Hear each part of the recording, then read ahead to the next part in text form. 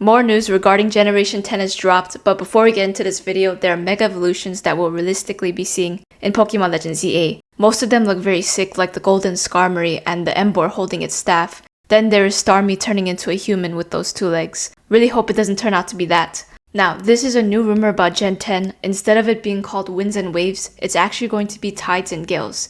But this is posted on 4chan, so as always, take it with a grain of salt. But this picture shows VP, and VP means the Pokemon board on 4chan where they do all the posts and all the rumors and the leaks. But that's what VP basically means. There's something very exciting, is that we got some rumors regarding the starter Pokemon.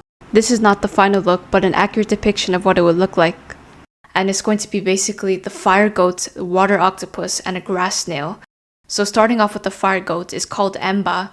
But that's kind of funny because it's just Ember, but they changed the way they said Ember. It's just Embaah this time. And there's also Octopop. Okay, Octopop, that's the name of the water Pokemon. It's like an octopus, but it's an icicle pop. I don't know who's coming up with these names, but Embaah, Octopop, and the last one, the grass snail, is going to be called Mosshell. So it's like moss, like grass that you see on the trees, the moss, and then you combine it with the shell from the snail shell. I assume the fire starter being a goat is from the group of people who still think the fire starters follow the animals of the Chinese zodiac, with the only remaining animals being a horse, ox, and a sheep, assuming of course you don't count Skeledirge as the snake in the Chinese zodiac, which I don't, because it's like an alligator.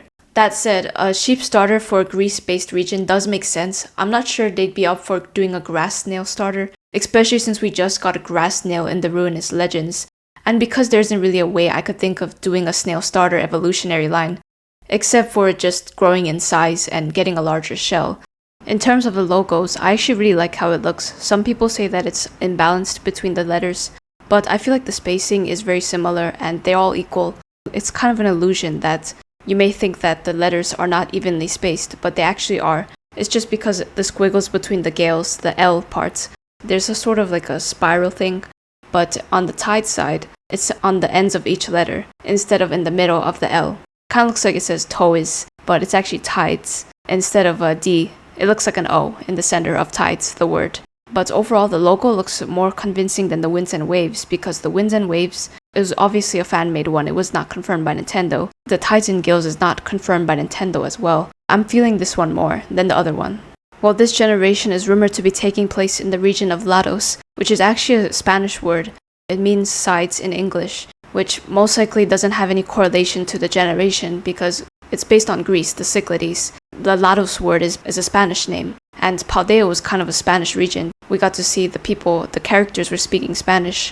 I don't think they're going to repeat the Spanish theme for the Generation 10, unless they branch it off from the Gen 9 games. It is also claimed Charmander is going to get a regional variant that will make the fire type and a ground type. So this is very cool because it's stemming off of the fact that Kanto Pokemon starters are returning to Generation 10 because they couldn't really do it in Legends ZA. So maybe they're not really going to be in ZA, they're instead going to be inside the Tides and Gales games.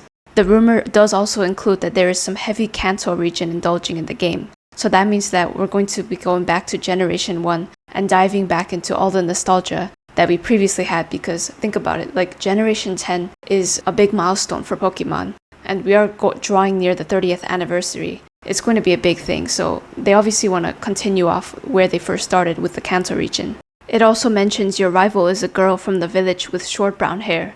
I mean, obviously most rivals are girls nowadays, but I don't know what happened to the guy rivals. The last time we had a guy rival was Hop, and Nemona was in Scarlet and Violet. It's pretty surprising that it's only going to be a girl this time and not like the group dynamic with multiple different rivals, multiple like ages and genders. In this game specifically, it's rumored that it's going to be a girl with short brown hair. I really hope there would be a concept art to see how she would actually look like.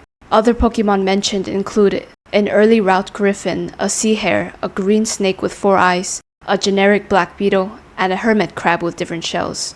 I actually did make this prediction like a week ago about the griffin in Greek mythology. They were symbols of protection, and these birds, like kind of eagle things, they fly in the air and they protect the people like the guardian deities. And there's also the green snake once again. Snakes are a big thing in Greek mythology. They've always been a symbol of like secretive ambition. They're always going to come out with bug Pokemon. So Black Beetle is not really that surprising. The next rumor is that each of the 16 main islands has a guardian Pokemon, and some Pokemon could swear their loyalty to a specific guardian Pokemon, which unlocks the mechanic of Gigaxis. and it's basically like it temporarily changes their appearance and their typing, like terrestrialization, but after some use, the temporary change becomes permanent. So I kind of like this type of mechanic where they could also become permanent instead of just temporary. But I kind of like the small minigame that was in Ultra Sun and Moon, where we're going to island, and I also like the flying mechanic in Omega Ruby and Alpha Sapphire, where we were flying on top of Latios. It's also mentioned that sadly there will be no gyms, but an island challenge similar to Pokemon Sun and Moon, where players could earn stamps to earn access to other islands. And the power of the Nintendo Switch 2 might actually allow for players to freely travel between the multitude of islands in Gen 10 with an open world format, so that would be very cool. And other details mentioned is the box art of both games will be a single legendary called Thalorian. However, the legendary is different depending on the game. In Pokemon Gales, it is pledged loyalty to the winds, and in Pokemon Tides, it is pledged loyalty to the sea. So far, these rumors have been very interesting. I really want to see more of the art and more leaked photos instead of the information on 4chan. I just want to see some pictures. Until next time.